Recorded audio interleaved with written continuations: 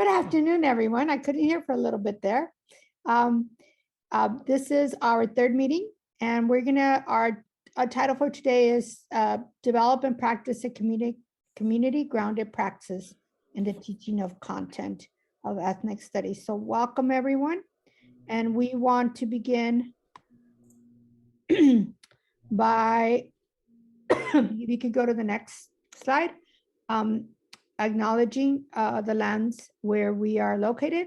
And as a land-grant institution, the UCLA History Geography Project acknowledges the Tongva Gabrielino peoples as the traditional caretakers of the unceded land originally known as Tavangar, and which currently is the LA Basin all the way to the Southern Channel Islands.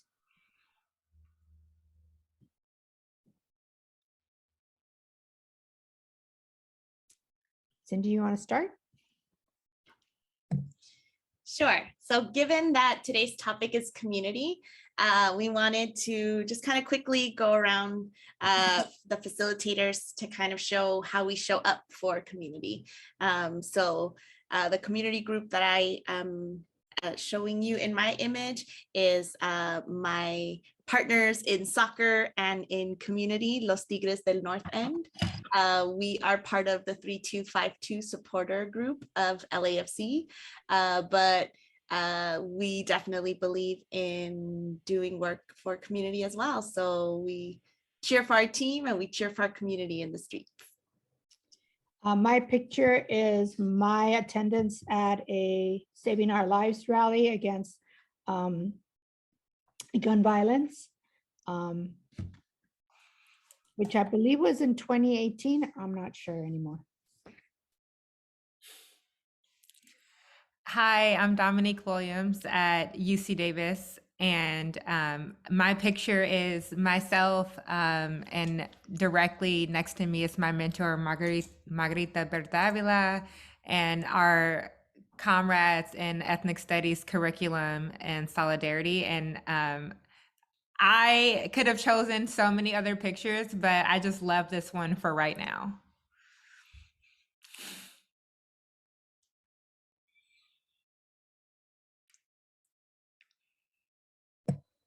Dr. Diaz? Oh, yeah. Hey, everyone. That's me right there a long time ago in 2006. You know, I didn't have a lot of photos of like myself at rallies or protests. So I found this one from 2006. There was a big march in LA called La Gran Marcha. It was in protest of the Sensenbrenner bill. Some of you might remember that. So that's me and my girlfriend at the time, my current wife, Jasmine. And the homie Jason was not able to be here because he's leading a PD right now for San Jose district, but that is him protesting, I believe, alongside his students. So thank you all for joining. Just as a really quick reminder, I'll throw this in the chat. Our site is up. So if you missed any of the meetings, the recordings for all the meetings are on the site, as well as all the resources and readings that we've done or that we've focused on for each of our workshops. So that's available to you, and we'll keep adding as our meetings continue.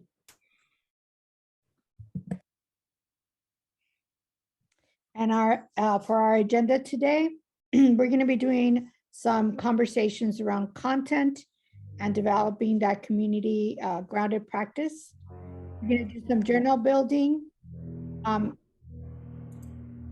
to do some journaling, and then we're going to do some applications of community praxis by looking at an example from Ventura Unified, and we have a speaker for that, as well as checking out an oral history narrative project and looking at platicas with family photos.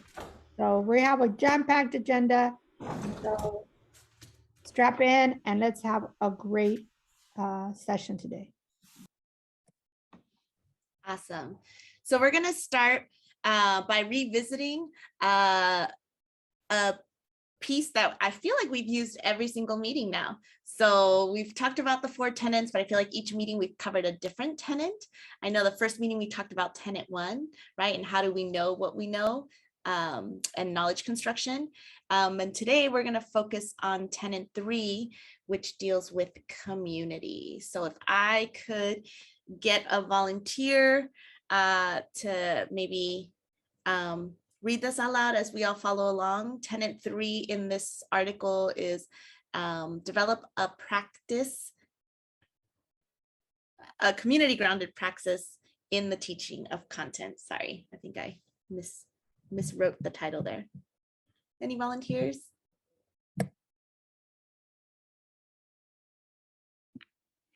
I can read. Tenant 3, develop a practice of community grounded praxis in the teaching of content. It is imperative that ethnic studies educators develop curriculum that is grounded in the community that they teach in. In order to do this, educators must practice humility and open their classrooms to community members and acknowledge these people as knowledge holders. This means that each district's ethnic studies course will be unique as it will be tailored to the students, families, and communities in which they are situated. Centering the community's assets and history is vital in an ethnic studies classroom, as the objective is for students to put into practice the lessons they learned to develop their praxis. Awesome. Thank you so much. So yeah, as you're looking at this definition, right, if there's words that are standing out to you that maybe you're unfamiliar with, you may want to make note of that. Praxis is definitely a big term in the ethnic studies world, but it basically means taking the theories like this reading and putting it into practice, right? It's that intersection where theory is put into practice. And what we wanted to spend a little bit of time before we get into our examples is doing some reflection of like, how might we begin to do a community grounded praxis approach? Whether you're teaching ethnic studies already, or whether you're being tasked with developing an ethnic studies course or program. And so to guide you in that thinking, we have some questions. And I will pass this on to Dominique. So the first question that we want everyone to think about is, who do you consider community stakeholders in the development of an ethnic studies course? And so this is, we want everyone to think about this. And if you have time to take on another question, you might think about the following. Does your cultural frame of reference mirror or differ from the members of the community in which you serve as an educator? How does your cultural frame of reference inform your relationship building with knowledge holders in the community you serve? And what do you need to be intentional about building relationships and including community knowledge in your courses? And so we want you to process that a little bit on your own, and hopefully as we process right through today's session, we might have some more refined answers to some of these questions. So we're going to start off with 7 minutes. Set the timer for 7 minutes. And you can go ahead and turn your camera off, and then we'll come back. Thanks everyone for taking the time to answer the question. We want to make sure that we can process like what we're thinking with someone else. Oh, look, there goes my timer. And so I want to now set everyone up for breakout rooms just to share with one other person. So we'll have 6 minutes, and you can think share whichever question resonated with you and what came up for you in your thought process when you were answering. I want to take us to just kind of sharing what came up in your breakout rooms, maybe share which question you and your partners. Well, let's start with that first question, actually. So who do you consider community stakeholders in the development of your ethnic studies courses?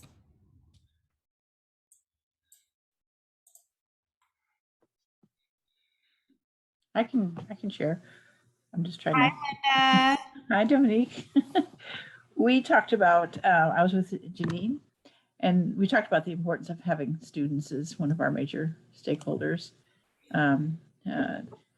Students and, you know, families, of course, and teachers, if they, and then in community members, you know, in Davis, we have a lot of, you know, university professors that maybe have some scholarship in the area, and then also, but mostly our students, looking at our student population and their needs and getting them involved in our task force. Wonderful.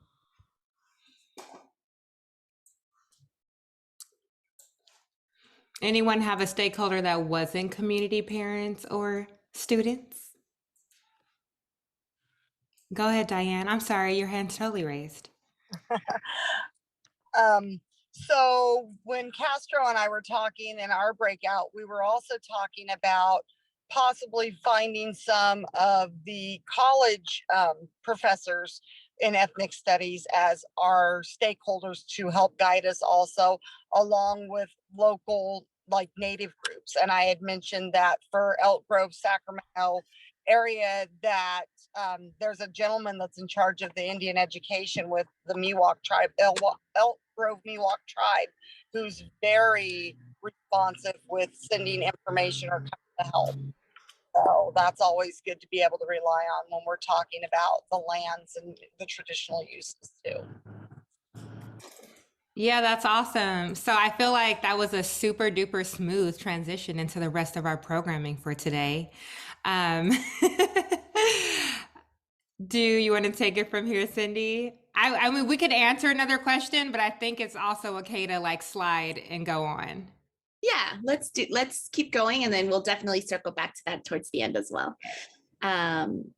Awesome. So yes, thank you for that share out, because our next piece that we're getting into is the application of community praxis. And so our first piece that we're going to look into is a district example, a district-wide example from Ventura Unified. And we're really lucky to have Dr. Soledad Molinar. She is the director of multilingual and multicultural education for Ventura Unified. She's been the director for 7 years. She started as a paraeducator for the Lenox School District in the 90s. And then she taught in LAUSD and then moved back to Lenox. In both districts, she taught middle school, ELA, ELD, and social studies in the primary language. She later became a TOSA, a teacher on special assignment, focused on professional development until she joined the Ventura Unified School District. Prior to her district position, she was also a middle school and elementary principal, and she received her doctorate from an education from UCLA, where her research focused on Latino parents utilizing home-based strategies to support algebra readiness skills.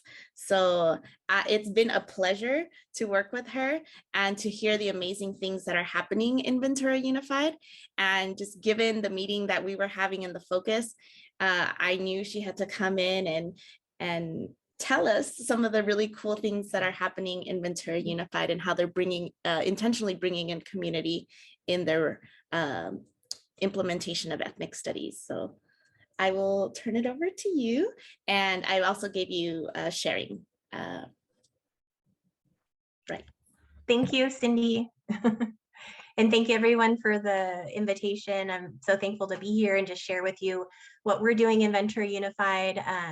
It's been a long road and we're constantly learning, and also thank you to UCLA to really helping us along the way, just guiding us in PD and working with teachers. So I hope you'll be able to learn just from our process and steps we've taken on along the way and mistakes we've made.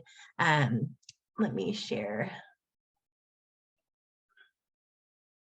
Are you able to see my screen? Yes. Okay.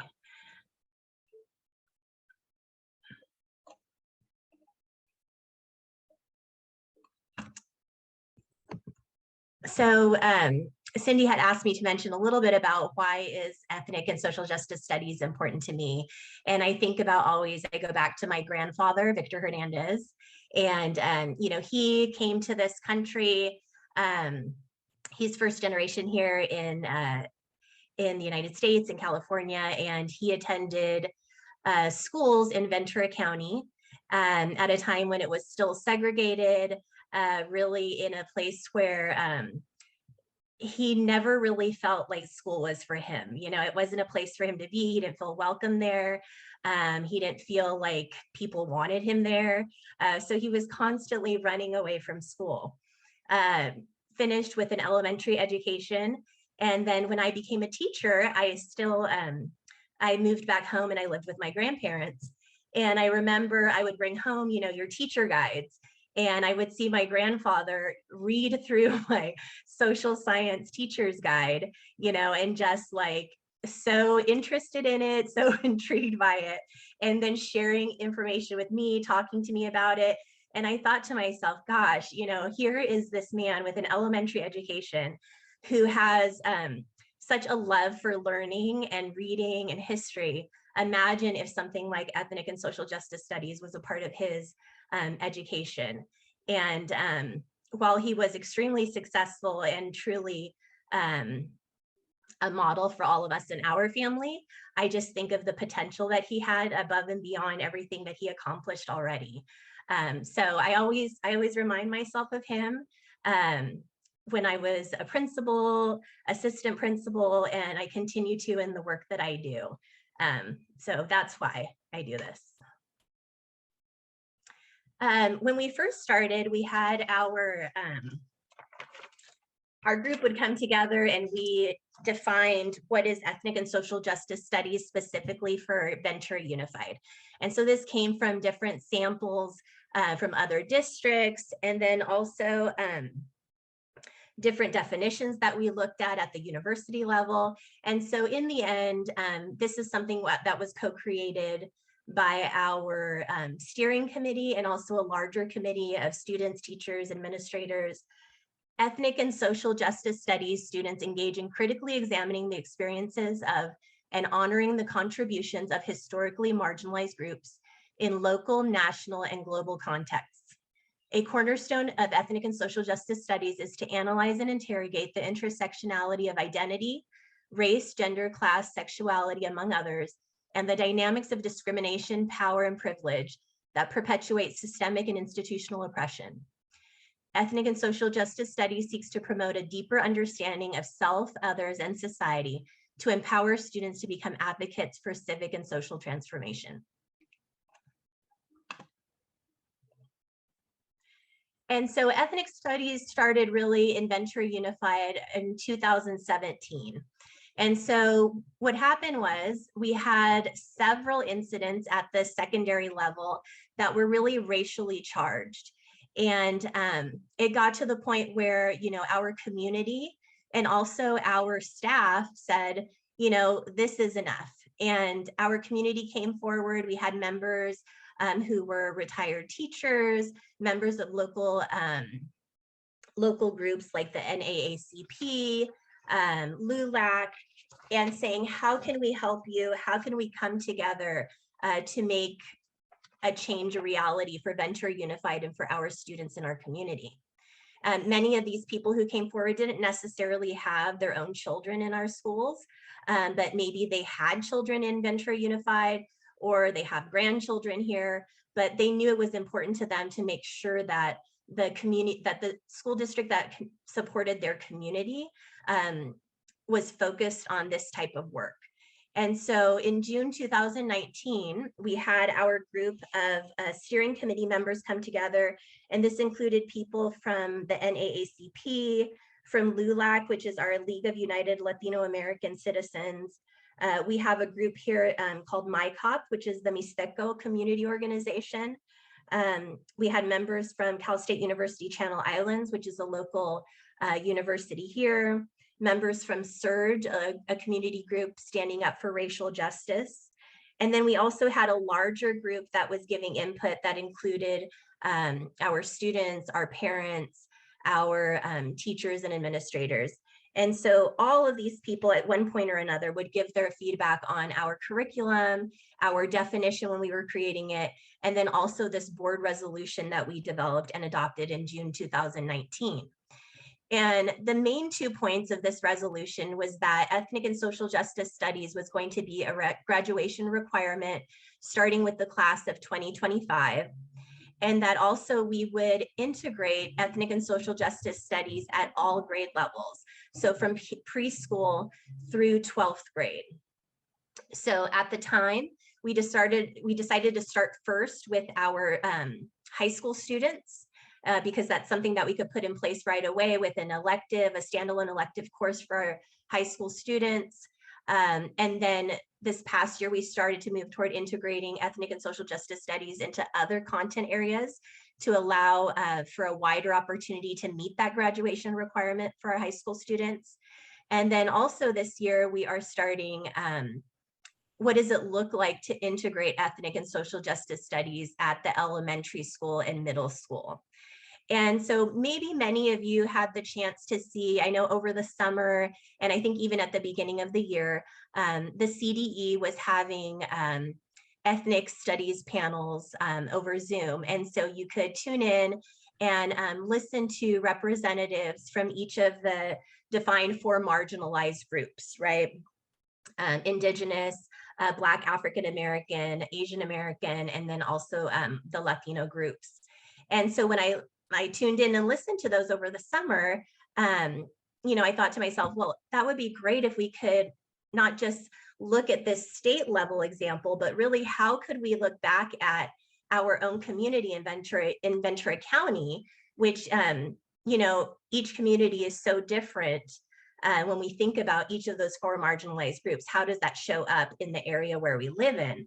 And if we were to just look at this CDE panel, how sometimes it just seems so far removed to have people from, you know, Sacramento or, you know, maybe up north, how it's so different from our local Ventura County community.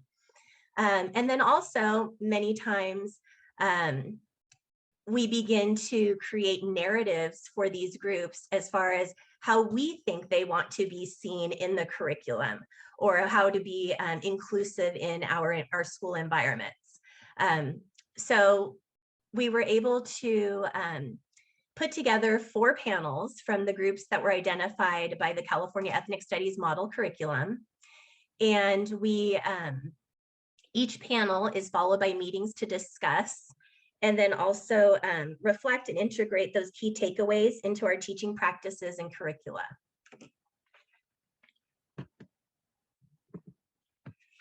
So we use the same 4 foundational groups, the Indigenous Peoples, Black, African American, Chicanx, and Latinx, and Asian American Pacific Islander. And we started first with our Indigenous Peoples. And we had an invitation that was sent out to we have some different affinity groups in Ventura Unified. So we started first with our Indigenous Peoples. We have a parent committee and reached out to them, who would they like to see in our panel, and thinking about if we could have at least 1 student on the panel, 1 parent, 1 scholar, and 1 other community member who represents one of these foundational groups. So we got different recommendations. We reached out to these people and eventually it worked out, and we had a panel so far for our Indigenous Peoples and Black and African American.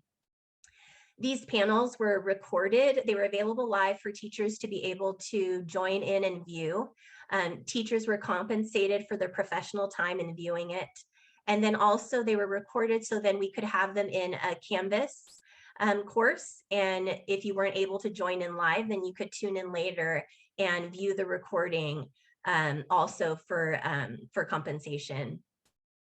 The questions that we used for the panel were generated by district teacher volunteers.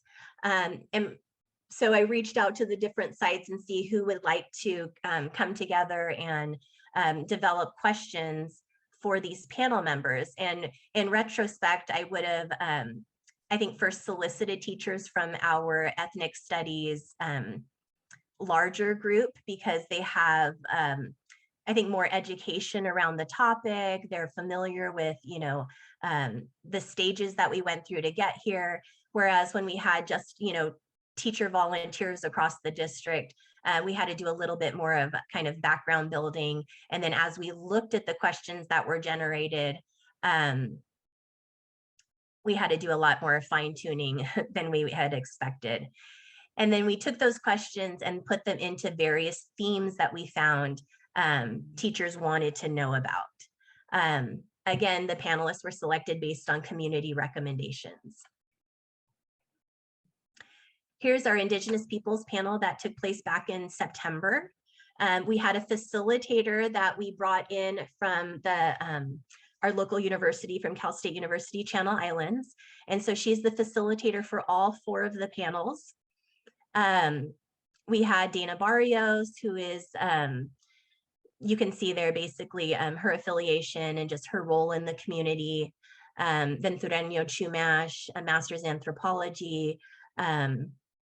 She also works closely with our Indigenous youth here in Ventura County. And then also Nikki Sandoval, Julie Tumamite Stensley, and then Savannah was our student who joined in as well. And so everyone here is a member of our local Ventura County. And then we also had recently in November, our Black Peoples panel, again with our facilitator, a student from one of our high schools, a teacher from one of our, from Cal Lutheran in Thousand Oaks, retired educator, also two other scholars, Dr. Gay Johnson, and then also, oh my God, I can't remember our other member's name, but also a member of the community here. And so it was important to us to make sure that they were members of the community or had students in our schools or somehow connected to the county in general. And then also had some type of an understanding of education and, you know, what schools look like at this point. Some questions, themes, and note-taking guide. The questions that our teachers developed, we were able to put into different themes of identity. And we asked the panelists to look at the questions ahead of time to determine which questions they felt comfortable in answering. So then when we were going to ask them during the actual panel, we knew exactly who we would ask and then also be able to have a wide variety of responses. So the questions moved into themes like identity, joy. We had a short intermission with music. History was another theme, learning, ancestral knowledge, erasure, student SEL and relationships, influence and social justice, and then our closing.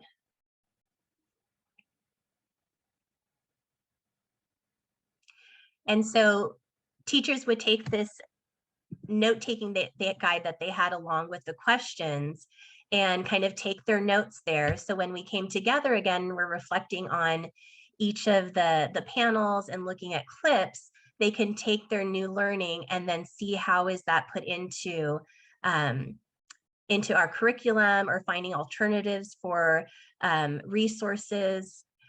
Some of our next steps, we have our 2 panels coming up, and then after that we meet by grade spans, so middle school, preschool through 2nd, and then also 3rd through 5th. So we have an opportunity when we come together to listen to the panelists again. We've taken short clips from the recording, learn some criteria for high quality group representation in books or in other media, examine our curricula, so current lessons that we have, our core curriculum, units that we've done before, and then how do we find alternatives and supplementary resources to incorporate. Because we felt like it's one thing to just go ahead and create these lessons, but it's even more important for teachers to be able to develop that critical eye when they are looking at resources or they're looking at their core adopted curriculum and determining whether this fits the ethnic and social justice studies lens.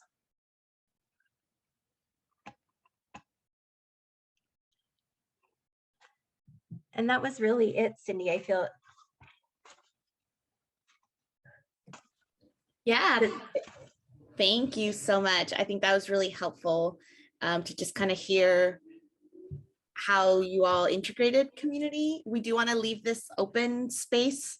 If you all have, I see already comments in the chat, so that's awesome. Any questions that you might have about this process? We'll leave some time right now for questions or comments. I have a question for Soledad. First of all, I just want to say, obviously, you're amazing. I just want to say that. But I guess my question is, this is the work that you organized at the district level, and your teachers eventually saw the recordings as part of their development process? Right. So they either joined live while we were in the panel over Zoom, or they could watch it later, watch the recording later. I'm processing this because as Diane shared a little earlier, where she was thinking about getting voices into her classroom space, but I'm also thinking about how I know for a fact that her district, which is my former district, doesn't have that structure in place. So I'm just processing what would it look like to have a structure like that in place? To bring community members into the classroom? Or in front, or at least in front of teachers, even if they're not in front of the classroom, but in front of the teachers who are teaching the courses.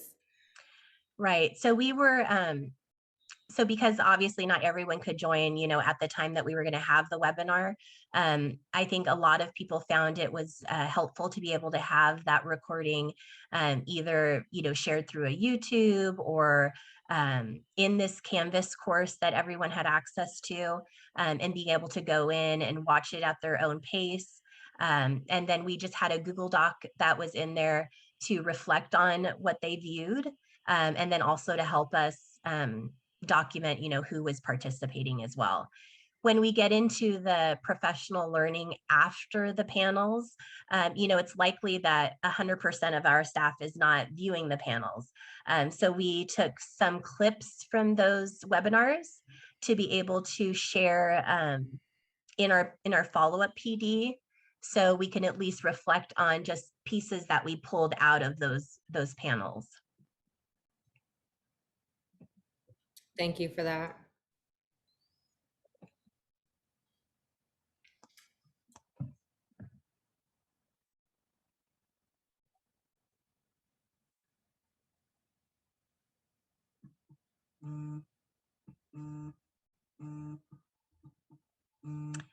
Someone mentioned here in the chat about youth, that was extremely important to us as well. And being able to hear directly from our youth what they're experiencing in the classroom, I feel like our teachers obviously take that to heart, and really listening closely to what students have to say, and just that different perspective.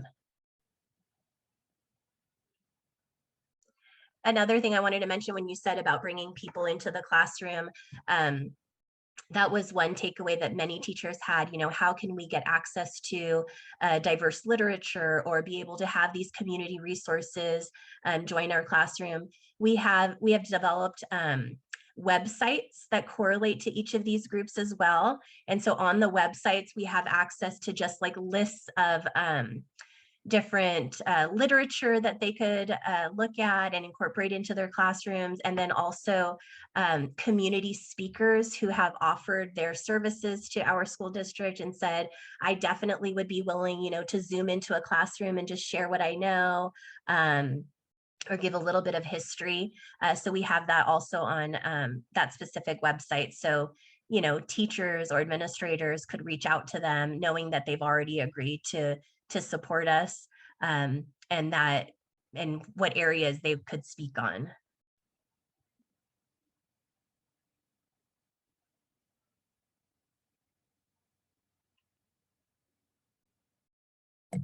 All right, we have time for one more question or comment.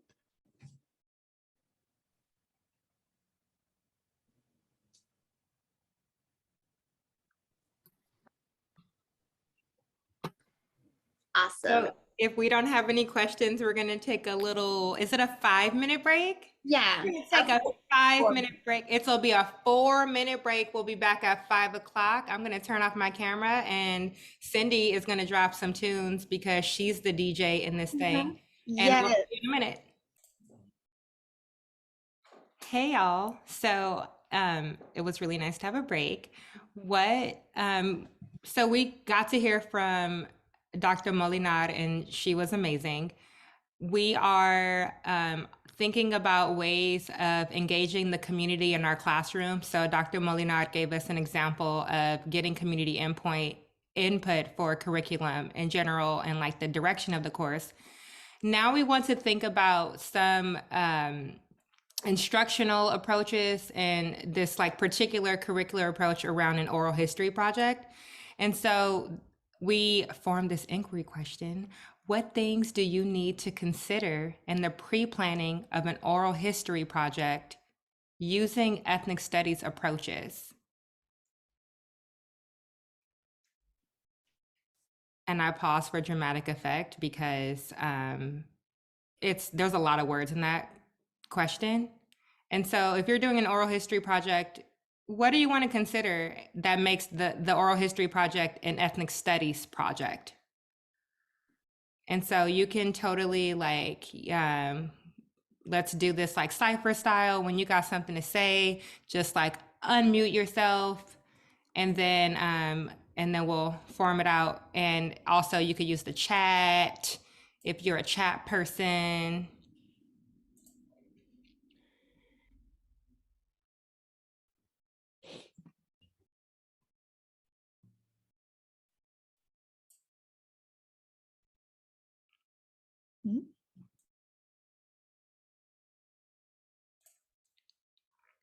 Has anyone in this group ever done an oral history project with their students? Have you all ever conducted any? Oh, yes, Chelsea. Hi. Hi, thank you. I did an oral history project teaching 4th grade, asking families how they got to California. It felt like something that people could speak to. I did have one family whose the father had been, oh my gosh, it's been a long time now, but he had been a slave in Asia, and so that was painful. But I was trying to do California as opposed to in the world, you know. And for the most part, it went really well. People had talking about immigrants again, other than Native people. But how do you include Native people in that conversation? A great question, right? Yeah, absolutely. Thank you for that. Right, because our students are they're going to do interviews of their own families. And so if they're from an immigrant community, then their families are going to share stories with us that are their immigrant stories. And so I think that kind of connects back maybe, I don't know if this was related to Soledad's point, but about making those curricular choices and having that eye so that when it doesn't come out through the student project, that like we can maybe rely on some other sources to bring in so that those perspectives are there. Sasha, I saw your chat. You're muted. I was just gonna say, it's always more authentic when you allow them to conduct the interviews in whatever their native language is. And so even if it's a language that you don't understand, like for them to be able to paraphrase that for you, because the story comes through, it's just more authentic and it honors their truth and their journey more. And being okay with that it's all right if I don't speak that language because they deal with that all the time, right? And then for grading purposes, you know, making accommodations somehow or adaptations. But I think that is also And then understanding that not everyone's going to be comfortable doing like being videotaped online. So giving them options to, you know, have photographs or images, visuals that represent their story. I've had some really creative oral projects done that way, where you can really honor the interviewee and the family, and then also, you know, check off the boxes for the project itself. Thank you for that, Sasha. You sound like you got experience. And I saw from Elizabeth in the chat.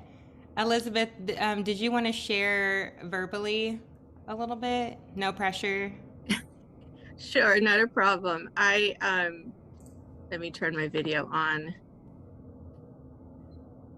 I worked with students in having them understand like the history of their names, because a lot of the times the students that I work with are named after somebody in their family.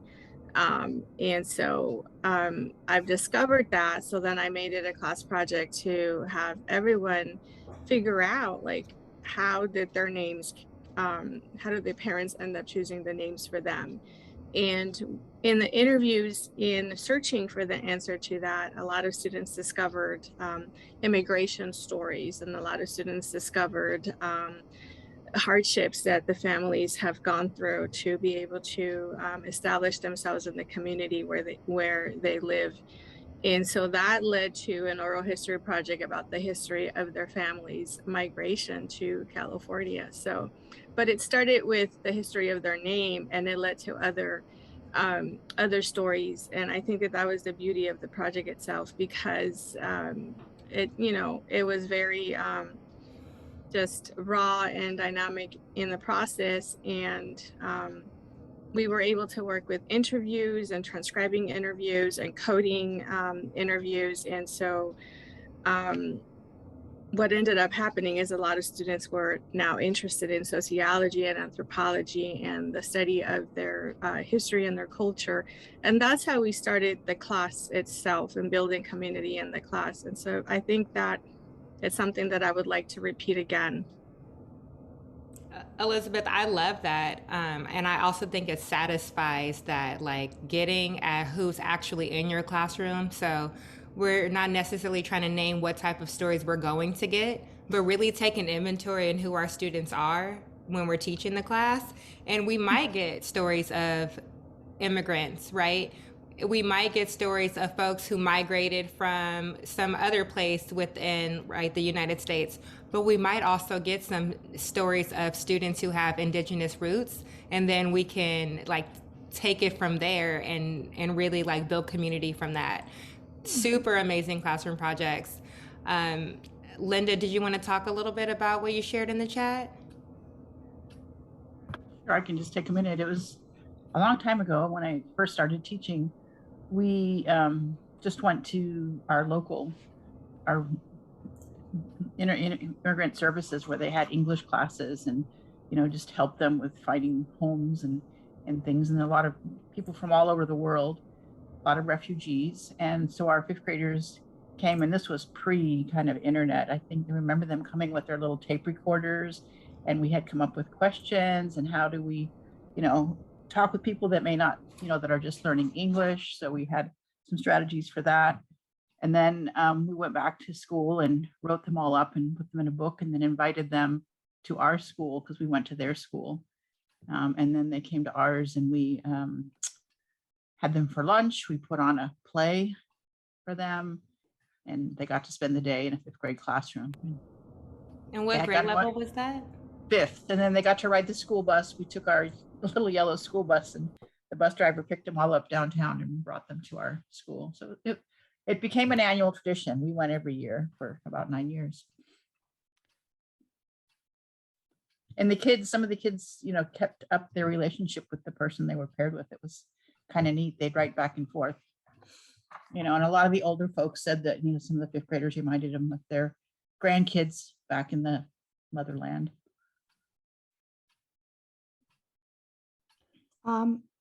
Thank you so much for that. I want to share two examples. As part of working with 2 teachers this past year and in the past. Teachers have found that they could also turn that getting to know your family project, their oral history, into then some more content. So I had 2 teachers to use initial interviews to then connect to music and to issues in the community about migration, students coming to the United States as migrants, but also that one group of 5th graders, they wrote, they were trying to write some corridos, which was really hard, but they ended up developing some album covers based on corridos, and another group of 4th graders created a family recipe book, right? That connected to their families and to their history. And at least I know in Southern California, many of the indigenous people that live in the Riverside County, San Bernardino, are also immigrants and migrants because they were brought here for a school. Why can't I think of the name now? Sherman Institute. They were brought to the Sherman Institute. So many of the community folks who are indigenous are not native tribal members of the original community groups there. So there's also some migrant stories there. And so this is really important as we transition to the next slide.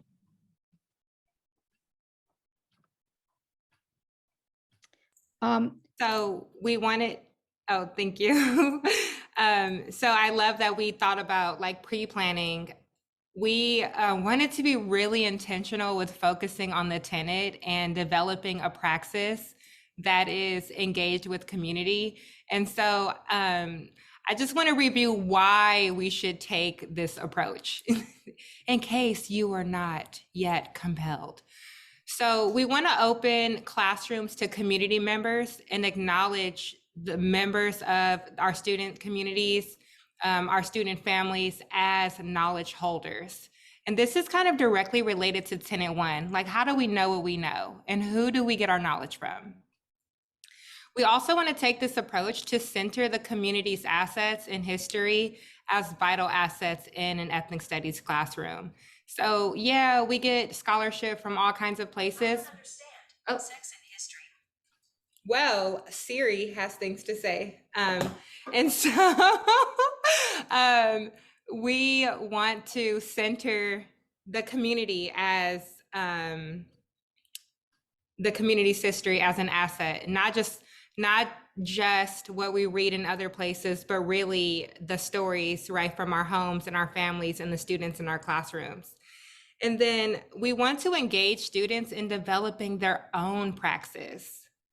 We want to put into practice the lessons that they've learned, and we're going to get into that. And then we want to explore with students identity concepts and positionality within the self and community. So as we're teaching them these multiple aspects of identity, we want them to be able to apply them in ways that contextualize the things that we're teaching in class at the same time.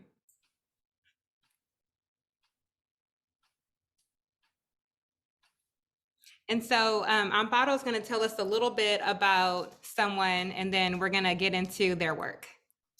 So I've had the honor of working a little bit with Amy Reichel lately, and she currently, she is a curriculum and instruction specialist for ethnic studies and history social studies at the San Francisco Unified School District. And Amy was very gracious to allow us to share with you her oral history narrative project. She taught in San Francisco Unified School District since 2006, mostly as an ethnic studies teacher. She's has her MA in ethnic studies, and so she's very familiar with the tenets and the approaches. And so she wrote this article in the Rethinking Ethnic Studies book called Our Oral History Narrative Project. And what she did, if we could go to the next slide.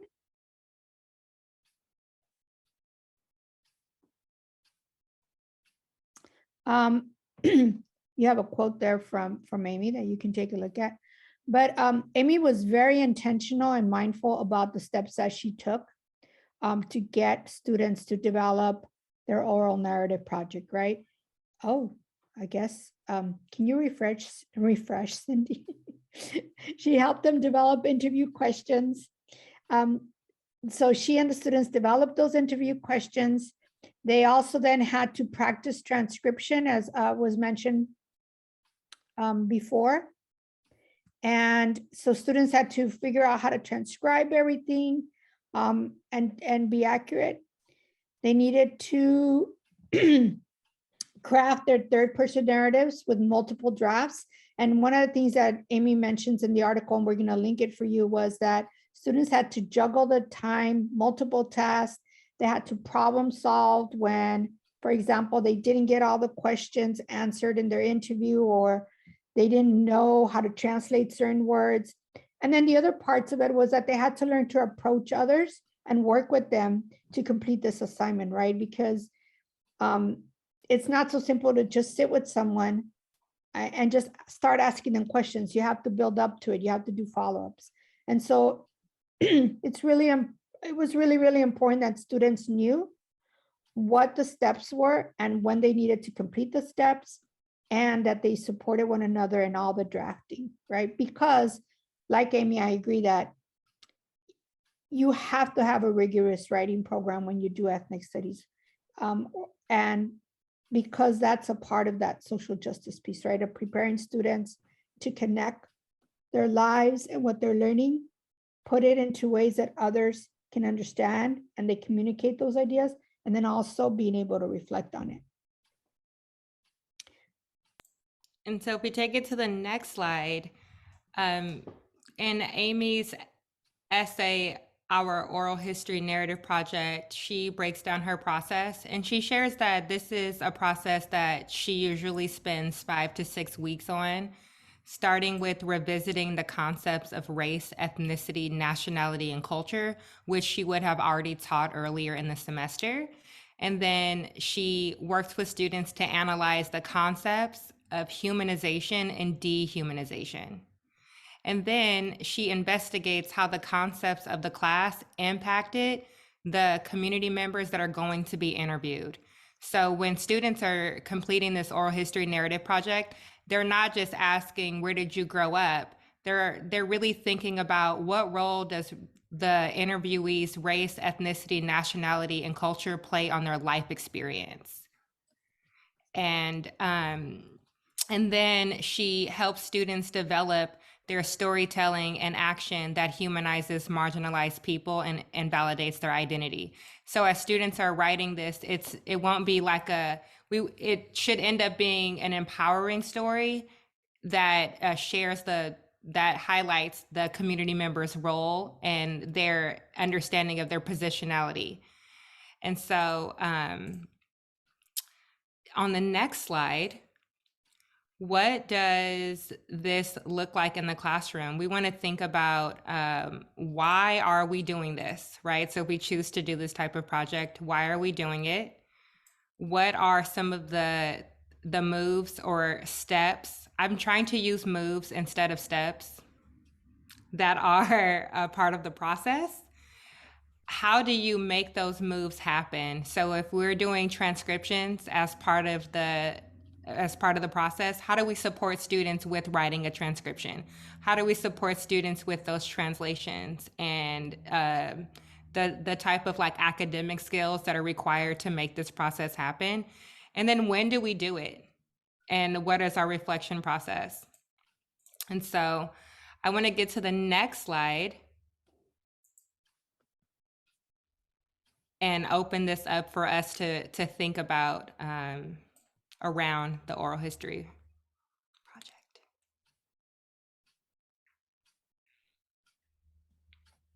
And so Amparo, do you want to take this one away on slide 20? Sure. If any of you want to comment on how this is sounding different from a traditional history, social studies oral project, or there are other pieces of this that you want to throw out that you have questions about, feel free to unmute yourself or to put something in the chat for us.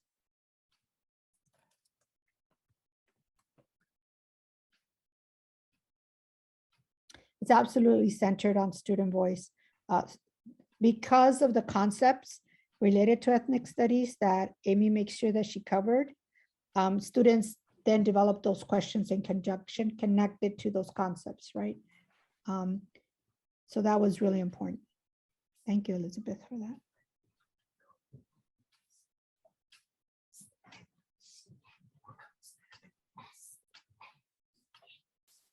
Lots to think about, we know.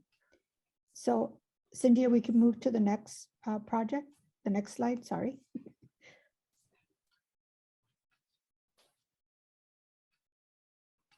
And so one of the pieces that I wanted to throw out there for you was that part of what makes this very different in terms of ethnic studies is that reflection piece, right?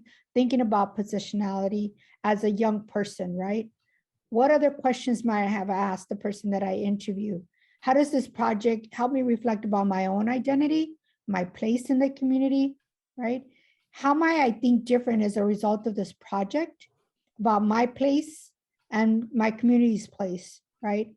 And also, how does this project help me think about the future group of students coming behind me? What would I say to them?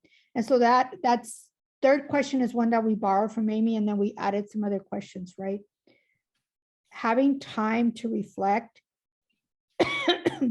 after having done some kind of project in ethnic studies is also really critical for that development of reflection and positionality for young people. Okay. Cindy?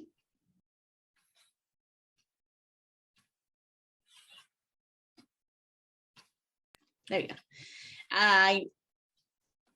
Yes, thank you so much. I really want to just honor too that, as you'll read in the article that's linked on our website, that this project that she outlines with all the various steps takes about 5 to 6 weeks. So it is a labor-intensive project and a time-intensive project.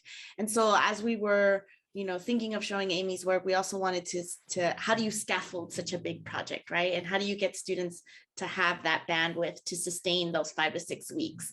And so we also just quickly wanted to share a smaller version of this that could be a way to scaffold the oral history project, right? And so in this Pláticas piece, that we won't get into it so much because I will link the article on our website as soon as we're done. But part of bringing in community praxis is also bringing in the voices from home. And so Dolores Delgado Bernal in her book, Chicana Latina Education in Everyday Life, in which she's one of the editors, she brings up the concept of pedagogies of the home, right? The ways in which we learn at home and how do you take those ways of learning into the classroom. So pedagogies of the home or home pedagogies are the communication practices and learning that occurs in the home and community. And while like an oral history project is very formal, where you have interview questions and there's a back and forth, there's clear roles, this particular piece, Pláticas, is much more informal because it's much more like the learning you would do around a dinner table. And so Pláticas is a way of honoring those home pedagogies, or the ways that we would learn just with our grandmas or our tias or our moms, right? So Pláticas, the literal translation is conversations, but they're much more than just a conversation, right? So the definition for Pláticas is conversations that allow us to witness shared memories, experiences, stories, ambiguities, and interpretations that impart us with knowledge connected to personal, familial, and cultural histories. And so this is coming from also Dolores Delgado Bernal, but in another piece that she wrote with Cindy Ofiero, that's called Vamos a Platicar. The contours of Pláticas as Chicana Latina feminist methodology. If you want to learn more about the Pláticas activity that came as an inspiration, where I was trying to do that with my family. And I was like, how do we just have conversations, right? And coming from a Central American background, from a Salvadorian background, my family doesn't always want to have conversations about our familial history. So we thought, I thought that adding the photograph piece gives us a memory to talk around. And so that's like an integral part to the plática. So then you don't have to get into histories that you may be uncomfortable with. You can talk about a history that's related to that particular memory. So in the chat, I dropped the link to this article, and the article explains this activity. It's a lesson that you all can do at any point. It's a great community builder, but also a great family history uncoverer, if you will. It helps students like learn a little bit more about themselves. And then as they bring it into the classroom, it helps others in the classroom also learn more about each other.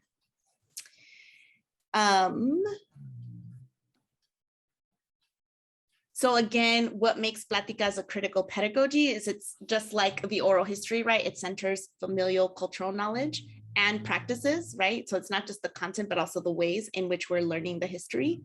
It makes family history part of the formal curriculum. And I think that's really important, right? Especially even in ethnic studies, as we're learning about other groups, we spend so much time learning about other groups in history classrooms and ethnic studies classrooms. So it's nice to also make in time to learn about ourselves. And make students and families the holders and the sharers of knowledge, which is really great, versus traditional ways of understanding history.